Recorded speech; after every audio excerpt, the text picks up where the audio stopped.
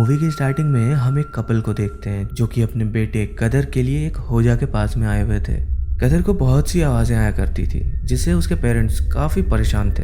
अब होजा कदर से पूछते हैं कि ये आवाजें उसको कब से आ रही है और ये आवाजें आखिर कहती क्या है। कदर ये बताता है कि ये आवाज उसको उसकी बहन के गायब होने के बाद से आ रही है और ये आवाजें उसे बात करने के लिए बोलती हैं, लेकिन वो उनसे कोई भी बात नहीं करता। अब बच्चे के सामने तो होजा बोल देते हैं कि ये आम सी बात है, लेकिन होजा कदर के फादर को अकेले में ले जाते हैं। अब होजा कदर के फादर से ये बोलते हैं कि क्या उसने कोई ऐसी चीज ली है जो किसी और की थी।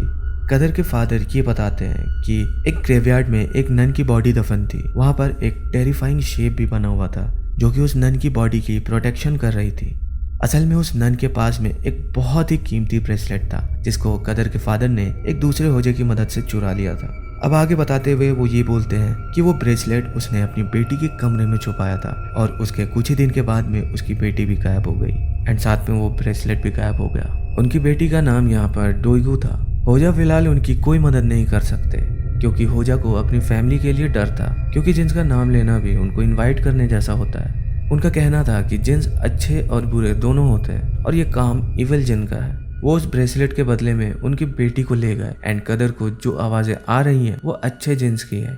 एक दूसरा जिन का कबीला है जो कि कदर को बचा रहा है। कदर ठीक हो जाएगा बट उनकी बेटी के लिए वो कोई भी हेल्प नहीं कर सकता क्योंकि जिस होजा ने उनकी हेल्प करी थी वो मारा गया है। बट यहाँ पर भी एक बहुत बड़ा ट्विस्ट है जिसके बारे में हम एंड में डिस्कस करेंगे। यहाँ पर कदर के फादर ये बताते हैं कि उनके फादर यानी कि कदर के ग्रैंडफादर जिन से कम्युनिकेट कर सकते थे और शायद इसी वजह से ये दूसरा जिन का कबीला कदर को बचा रहा था। खैर अब कई साल बीत जाते हैं और कदर बड़ा हो जाता है। कदर की अब एक गर्लफ्रेंड एशली उससे मिलने आती है। वो कदर को ये बताती है कि वो लोग एक अबैंडन्ड विलेज में एक डॉक्यूमेंट्री शूट करने जा रहे हैं। अब यहाँ पर एशली अपने फ्रेंड एमल को रात को अपने दूसरे दोस्त हाका के साथ में कदर के घर पर आने के लिए बोल देती है ताकि वो सब लोग साथ में वहां पर जाएंगे, यानी कि उस अबैंडन्ड विलेज में। अब रात को कदर और एशली आपस में बात करते हैं और वो उसको जिन के बारे में बताता है, जहाँ पर हमको ये पता चलता है कि कदर जिन से कम्युनिकेट कर सकता था। तभी वहाँ पर हाका और एमल भी आ जाते हैं जो कि रात को वहीं पर रुककर सुबह कदर के घर से वही विलेज के लिए निकलने वाले थे।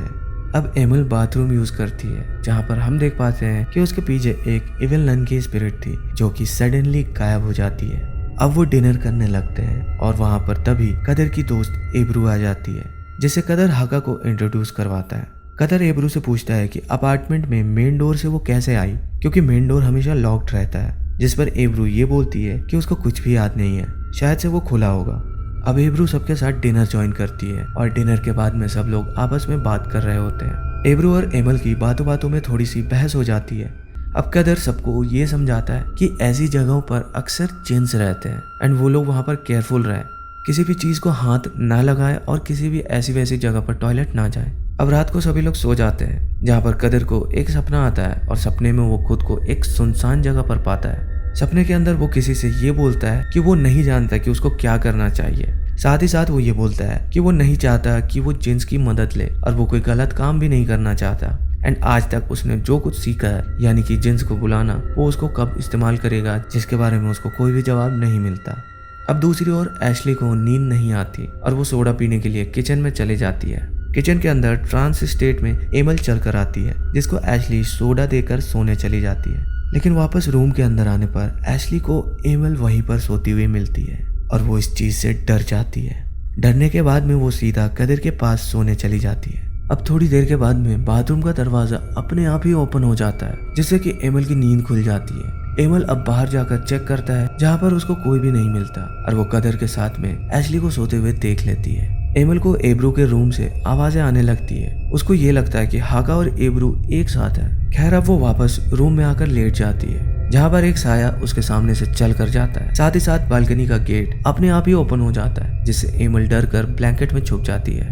और अब अगले दिन सभी लोग उस विलेज के लिए निकल पड़ते हैं। सभी लोग विलेज पहुंच जाते हैं और विलेज को देखने लगते हैं। हागा ने उसी विलेज के एक आदमी ओमेर को वहां पर बुलाया था जो कि उनको विलेज के बारे में बताने वाला था।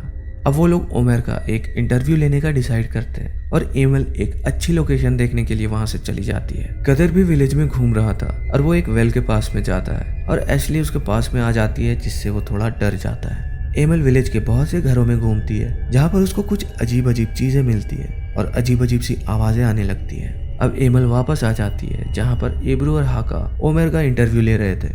ओमेर ये बताता है कि पास में ही एक फैक्ट्री ओपन हुई थी और विलेज के लोग पैसा कमाने वहां पर जाते थे। अब मोस्टली जो लोग थे वो यंग पीपल थे और धीरे धीरे ज्यादातर लोग बड़ी सिटीज में रहने लगे ताकि वो फैक्ट्री में आसानी से आ जा पाए। और कुछ लोग जो बूढ़े थे वो विलेज में बच गए और समय के साथ साथ में उनकी मृत्यु हो गई, जिसके बाद में ये पूरा का पूरा गाँव एक खंडर बन गया। और यहाँ पर एब्रू और हाका को साथ देखकर एमल थोड़ी चिढ़ जाती है क्योंकि वो उसको पसंद करती थी। एमल और हाका आपस में बात करते हैं जहाँ पर एमल ये बोलती है कि रात को हाका एब्रू के साथ था क्योंकि एमल ने एब्रू के रूम से कुछ आवाजें सुनी थी। हाका इस चीज से इनकार कर देता है और वो ये बोलता है कि वो रात भर अपने ही कमरे में सो रहा था। वो उससे ये भी पूछता है कि क्या उसने उसका कमरा चेक करा था, जिस पर एमल ऑब्वियसली मना कर देती है। अब सभी लोग रात में बैठे होते हैं जहाँ पर कदिर के जिन से कम्युनिकेट करने की बात निकल कर आती है। हाका यहाँ पर ये बोलता है कि ये बिल्कुल हो सकता है क्योंकि उसके पास में डरावनी चीजें रहती है, जिस पर कदिर उससे ऐसा बोलने की वजह पूछता है। तभी हमको पिछली रात का एक फ्लैशबैक दिखाया जाता है जहाँ पर हाका बाथरूम यूज करने गया था, जहाँ पर उसको एक छोटी बच्ची की स्पिरिट दिखाई देती है जो कि उसको हॉन्ट करती है। हाका की बात को वो लोग इग्नोर कर देते हैं और अब सब लोग शूटिंग के लिए रेडी हो जाते हैं एंड एब्रू विलेज में घूमने के लिए निकल जाती है। अब शूटिंग इक्विपमेंट्स को सेट करते हुए एमल एशली से बोलती है कि एशली रात को कदिर के साथ में ही थी और एमल एशली से मजाक करने लगती है, लेकिन वो उससे ये बोलती है कि वो डर गई थी और इसलिए कदिर के साथ में सोने चली गई थी। लेकिन कुछ ही टाइम के बाद में वो वापस बाहर सोने भी आ गई क्योंकि यहाँ पर कदिर का ये मानना था कि सारे लोग उनके बारे में गलत सोचेंगे। खैर अब एमल हाका के साथ विलेज में घूमने निकल जाती है जहाँ पर वो लोग आपस में बातें करते हैं एंड वो लोग एक दूसरे को पसंद भी करते हैं। एशली कदर से बोलती है कि वो हाका और एमल को देखने जा रही है, जिस पर कदर मना कर देता है बट एशली चली जाती है। एशली को हाका और एमल किस करते हुए मिलते हैं और वो उनकी पिक्चर क्लिक करने लगती है, लेकिन तभी फोन के कैमरे में एशली को एक स्पिरिट भी दिखाई देती है जो कि वही नन थी, जिससे डर कर वो वहां से भाग जाती है। वो भागकर एक घर के पास में पहुंचती है जहाँ पर वही नन की स्पिरिट उसको घर के अंदर खींच लेती है। घर के अंदर कुछ कैंडल्स जल रही थी और नन की स्पिरिट गायब हो जाती है, लेकिन सडनली वो स्पिरिट एशली को फिर से डराती है और तभी एशली भागकर कदिर के पास में आ जाती है एंड उसको सब कुछ बताती है। ये सब सुनकर कदिर बहुत गुस्सा करता है। कदिर सबको वापस बुलाने की कोशिश करता है, लेकिन फोन से सिग्नल ही नहीं आ रहे थे, तो वो सबको ढूंढने चला जाता है। जाते हुए कदिर एशली को वहीं पर रोक देता है और किसी को कुछ भी ना बताने की बात करता है। अब कदिर विलेज में एब्रू, हाका और एमल को ढूंढने लगता है, जहाँ पर वो एक घर के पास में जाता है। घर के बाहर सडनली एक ग्रेव का क्रॉस आ जाता है और कदिर वहां से चला जाता है। कदिर एक वेल के पास में जाता है जहाँ पर वेल के अंदर उसको एक स्पिरिट दिखाई देती है, जिससे वो काफी डर जाता है। तभी हम हाका को एशली के पास में आते हुए देखते हैं। अब यहाँ पर हाका एशली से पूछता है कि क्या कदिर ने कुछ कहा, जिस पर एशली ये बोलती है कि कदिर ने कुछ भी नहीं बोला।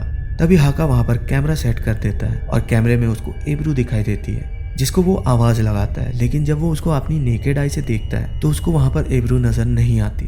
अब हाका वापस से कैमरा में देखता है और इस बार वो नन की स्पिरिट उस पर हमला कर देती है और साथ ही साथ हम एमल को टॉयलेट करने के लिए जाते हुए भी देख पाते हैं, जबकि कदिर ने ऐसा करने से मना करा था।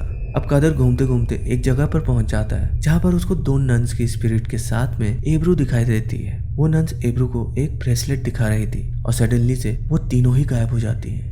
कदिर ये देखकर डर जाता है और वापस से एशली के पास में आ जाता है, जहाँ पर हाका जमीन पर परेशान बैठा हुआ था। कदिर हाका से पूछता है, जिस पर हाका कोई भी जवाब नहीं दे पाता क्योंकि उसके साथ में जो कुछ हुआ था उससे वो बहुत ही ज्यादा सहम गया था, क्योंकि जब वो उस विलेज के अंदर आए थे उनको ये मजाक लग रहा था। अब कदिर यहाँ पर अपना दिमाग लगाता है और एब्रू के बारे में उसको कुछ याद आता है कि एब्रू सीधा कदिर के फ्लैट पर आ गई थी बिना अपार्टमेंट के डोर को नॉक करे। अब कदिर यहाँ पर एक लड़की ओसलम को कॉल करके अपने घर पर भेजता है, जहाँ पर वो ओसलम को सीसीटीवी फुटेज चेक करने के लिए बोलता है। ओसलम सीसीटीवी फुटेज चेक करती है जहाँ पर एब्रू सीधा कदिर के फ्लैट के सामने आ गई थी, यानी कि उसने मेन गेट से एंट्री ही नहीं की। और ये देखकर ओसलम डर जाती है। अचानक से ही फ्लैट की लाइट चली जाती है और कदिर से भी ओसलम का कनेक्शन टूट जाता है। फ्लैट के अंदर ओसलम को भी कोई इनविजिबल सी चीज हॉन्ट करती है। अब जहाँ पर एमल टॉयलेट कर रही थी वहाँ पर एब्रू आ जाती है। एब्रू अचानक से ही एमल पर अटैक कर देती है और एमल वहाँ से भाग जाती है। एमल जाकर एक घर के अंदर छुप जाती है और एब्रू वहाँ पर आकर उसको चोक करने लगती है। अब यहाँ पर क्लियरली हम देख सकते हैं कि एब्रू पूरी तरह से जिन के कंट्रोल में थी। यहाँ पर कदिर हाका और एशली को ये बताता है कि उसने एब्रू को दो स्पिरिट्स के साथ में देखा था। ये दोनों ही स्पिरिट्स जिन्नी थी, यानी कि फीमेल्स जिन, और एब्रू को उन्होंने पजेस किया हुआ है।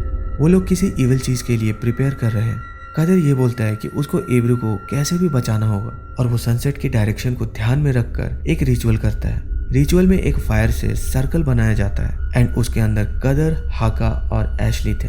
अब वो लोग रिचुअल कंप्लीट कर लेते हैं और कदर हाका को सर्कल से बाहर भेजता है। कदर ये बोलता है कि यहाँ पर एब्रू आएगी, मगर वो सर्कल और सर्कल के अंदर कदर और एशली को नहीं देख पाती तो वो जिन है और उसको किसी भी तरह करके एब्रू को इस सर्कल के अंदर लाना होगा।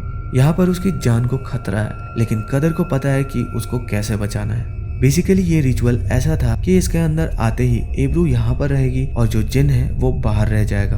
अब हाका बाहर खड़ा हो जाता है जहाँ पर एब्रू आती है। वो एमल के बारे में पूछता है, लेकिन वो कोई भी जवाब नहीं देती क्योंकि वो एमल का गला घोट कर आई थी। एब्रू यहाँ पर हाका से कदर और एशली के बारे में पूछती है एंड वो उनको नहीं देख पा रही थी, मीनिंग कि उसके अंदर वाकई में जिन था एंड ये सभी लोग इस चीज से श्योर हो जाते हैं। अब हाका बात करते हुए एब्रू को सर्कल के अंदर ले आता है और दोस्तों अब यहाँ पर खुलता है इस मूवी का ट्विस्ट। अंदर आने के बाद में एब्रू कदर को भाई बोलने लगती है। जी हाँ, कदर को अब बचपन में अपनी बहन डोग्यू के बारे में बातें याद आने लगती हैं, जहाँ पर वो अपनी डॉल का नाम एब्रू रखना चाहती थी और बचपन में डोग्यू ऐसे ही डिसअपियर नहीं हो गई थी।